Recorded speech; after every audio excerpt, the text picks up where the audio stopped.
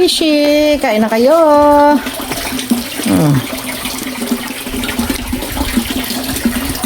Ayan, diba? Kain ng aking mga fish. Ang aking mga koi na mga ka-cute-cute. Nagpaparami na naman tayo ng koi mga palangga kasi nagkamatay nung nakaraan. So, ayan. Galing pa ng Cartimar yan. Ang ating fish. Dinala ng aking asawa. Andin na yun ang aking mga pagong. Oh, kain na kayo mga bibis. Dali na, dagdagan ko yung tubig ninyo. Yan, busy sila sa tatlo yung mga palangga oh. Ang cute pagpatong-patong oh. Pero hindi nila mama yan. Siya lang nagpalaki ng mabait yan. Ayan. Oh, busog na sila. Happy na sila. Happy na happy ang mga fish eh. Ayan. Good morning mga palangga. Tayo ay nakabili ng isda sa aking sa asawa ng pinsan ko kay Randy. Shout out sa asawa ni Shelo. Sariwang-sariwa pa to. Kagabi lang niya to nahuli. So, diniliver sa akin ngayong umaga. Masarap to mga palangga at sariwa. Wow! Yan. Masarap to gawing fish steak. Kung sawa na kayo sa mga prito-prito, gawin yung fish steak. Mga palangga. Yan. Pag ako naglilinis ng isda, mga palangga, kasi lalagay ko lang to sa ref.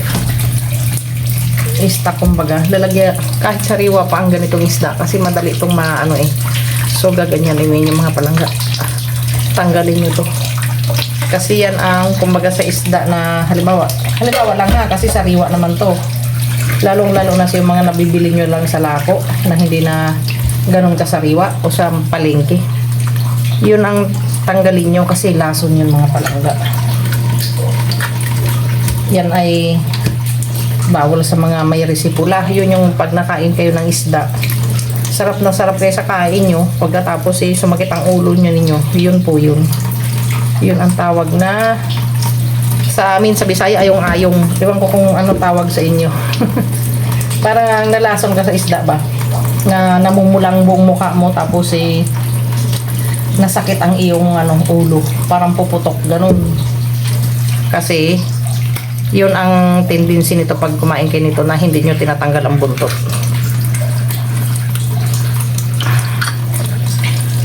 So, ayan. Yan ang aking ginagawa mga palangga.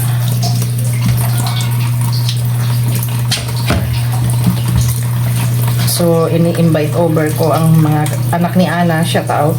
Nasa Maynila kasi siya ngayon. Dito kami magdi-dinner mamaya. Maghahanda ako ng stir fry na gulay lang, tapos may kunting karne, tapos mag-ano ako ng isda. Mga palangga. Dito kakain ang mga pamangkin ko mamaya.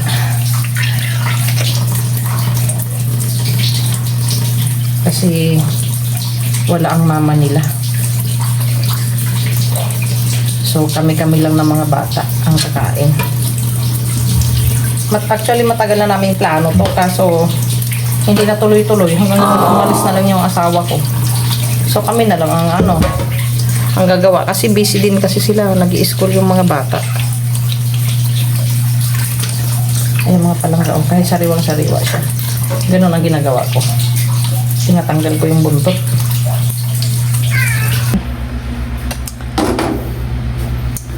Oh, diba? Ay nako, magkano na kayang gasol ngayon mga palangga? Kapapalit ko lang nito eh. So, naubos na kasi yung isa. Ayun o, naubos na siya. So, hinintay lang na umalis ang aking asawa at naubos siya. Ayan. Ayan mga palangga. So, tayo ay ang dami ko pang gagawin. Magluluto pa ako.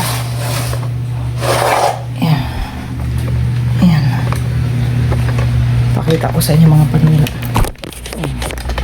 O, diba? Puro isda yan.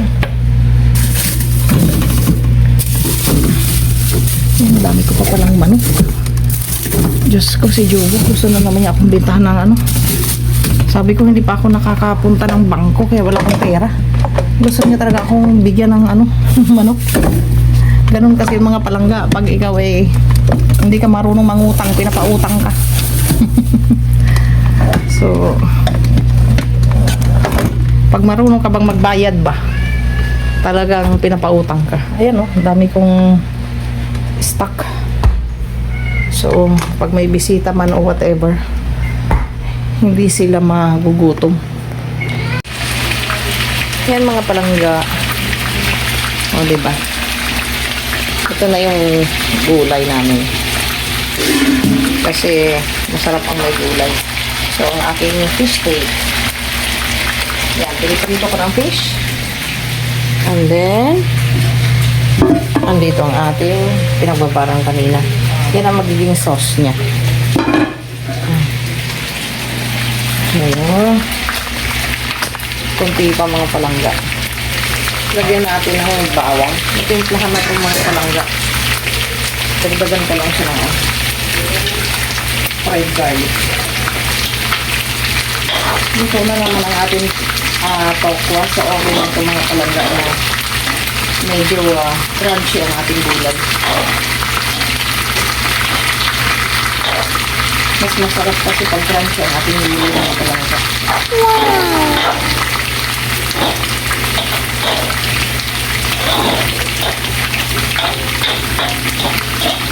Ayan, pagka natin.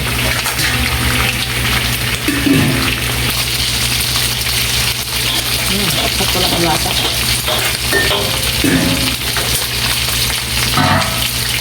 Ayan.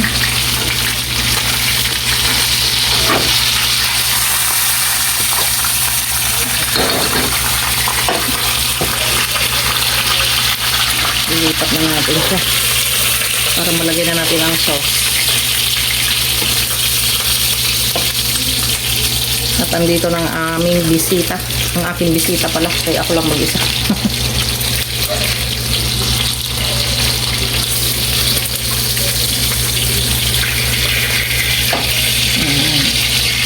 No, okay na po. Ayan mga palangga, lagyan na natin ang sauce. Yan ang magpapasarap lalo dyan.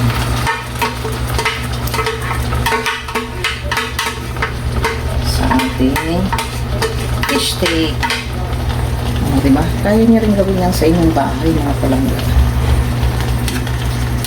Pag kumulo yan, okay na yan. Kasi luto na yung ating fish. Kailangan lang kumulo ang kanyang sauce.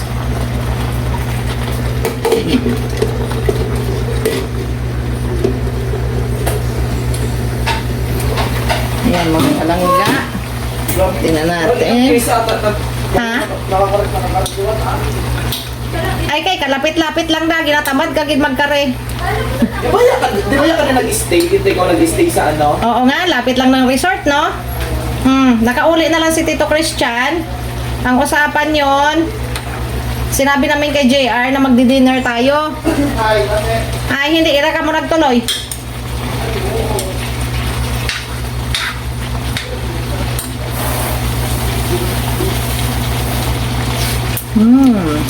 Okay na to mga palangga. Luto na siya. So, kakain na kami.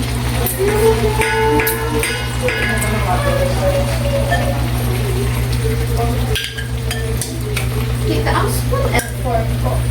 Yan, dala sa ano? Sa gilid. Ay, You look in the gilid ba? 1, 2, 3, 4, 5, and 6. Anim kasi kami mga palangga. Aray ko. Aw. Pagandahin na lang natin ang ano mamaya. Yan. Okay na to. Kain na kami mga palangga. Parang nabaliktad yata ang lalagyan ko ng ulam. Ayan mga palangga. So doon na tayo sa labas. Shh. Alis dyan, alis. Nak. JR, pake. Mabugat yan. Ano ba naman nangyayari sa iyo, Blo? Pag may tao talaga si Blo, grabe. di ba? Hi guys, welcome to my vlog. Hi guys. Hi guys, sir. Welcome to my vlog, ha? Blue, behave anak ah. Nak dito ako, kaya ako hay tabatching.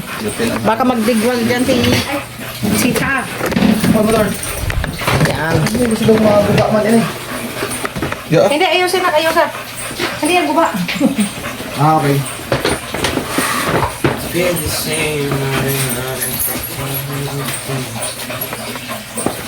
Pasenda lang na.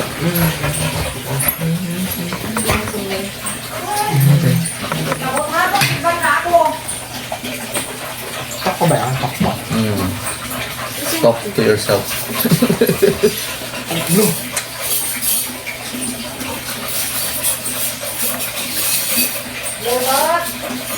Ikaw ha? Hindi na gawa ka din sa lugar. Yun.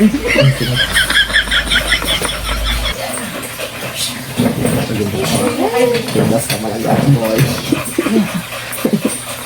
Oh, ito pa ang ating rice. Yan. Ubuson ta ko na yan, Dort ha. Kaya, grabe sa guys. Sabi na kayo si Tita. May gaomad pa naman dire. Ay, so ay. 1 meal a day. Wala, si Tita na gano'n. Ay, ikaw pa dito. Ikaw pa dito, bangko na. Open your eyes, charot. Feel at home. Ayan, there. Oh, diba? Opo. O, diba? Yan ang aming pagkain, mga palangga. So, Kaya pa ito si kakain na muna kami at kami muna ay magpipray. Day. Sino magpipray? Today ay Bakit? Sabay-sabay pa kayo, ha? bunso. Bunso, daw ikaw kaluoy ikaw ko na mag-lead ng pray. Dungan gid sindanak. Mapare mo sa natin. Hindi ako mapare. Hindi yan. Asawa ka galit ng lima. Dali, lead the prayer, nak. In the name of the Father, Son, and the Holy Spirit. Amen. Bless us, O Lord, in this day gift which we are about to receive from the bounty through Christ our Lord. Amen. O, diba kay wala man si mama. Mga palangga, kakain muna kami. Good evening. So, andito ang aking mga visitors. O, diba, ang aking bunso. Ang, kagwapa nga nga. Ang kuya. Ang pinakakuya. Paano ba ito? Ano, nak? Ano? Okay lang? Sorry, sister. Wala ka. Kami muna. Baby girl. Sakto lang gulay na. Wala ka.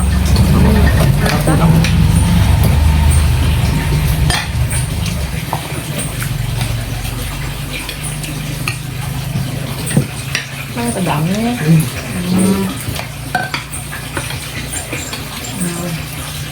Ano yung tagal itong puso daw, no? Kadamang puso daw. Huh? Kanina mo pa yung binabalakan. Hindi mo naman nabuoy. Ano pa rin? Kami? Pagkatapos ko dirilimpyo, di ba nagpinaayos ako ng buyak. Pinaganda ko yung mga bulaklak. Panghuway-huway ako konti. Tapos ang hapon-hapon naman, natuyugan ako, di ba? Ang hapon-hapon naman, punta naman ako ng resort. Nagdilig, naglinis din ako doon. Sabi ko kay Christian, pagod na ako. Nakapagod kaya, ang sakit na ng paa ko. Promise. Tapos sa asawa ko, sarap-sarap ng buhay sa Maynila. Kabalik ka no? Mamaya na yung fly nun. Pero tayo, yeah, ko lang muna. Pwede sa Maynila. Iniwanan ako dito ang dami-dami matrabaho. Ganyan yan siya pag nabuburyong na umaalis. Iniwanan ako pang bingi-bingi.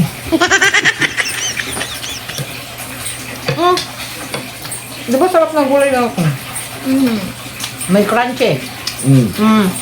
Pagka magluluto ng gulay, parang binablanch lang, sakto lang ganyan. Sarap. Sarap ko na bulat. O di ba mga palangga, sarap daw sabi ni ni Kulot.